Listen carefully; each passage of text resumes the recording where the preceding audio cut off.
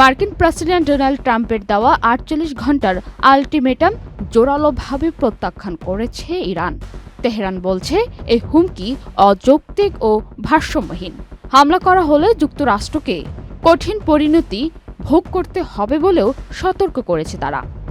ইরানের খাতাম আল আনবিয়া সদর দপ্তরের জেনারেল আলী আবদুল্লাহি আলিয়াবাদী বলেন, যুক্তরাষ্ট্র বারবার ব্যর্থ হয়ে এখন ইরানের গুরুত্বপূর্ণ স্থাপনায় হামলার হুমকি দিচ্ছে, যা সম্পূর্ণ বোকামি।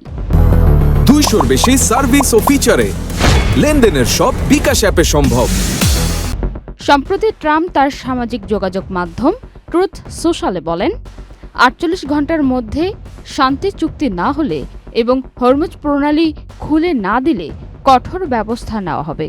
এই প্রণালী দিয়ে বিশ্বের প্রায় ২০% তেল পরিবহন হয়। জবাবে ইরান জানায়, তারা আগেই সম্ভাব্য লক্ষ্য ঠিক করে রেখেছে। যুক্তরাষ্ট্র হামলা করলে বড় ধরনের পাল্টা আঘাত দেওয়া হবে।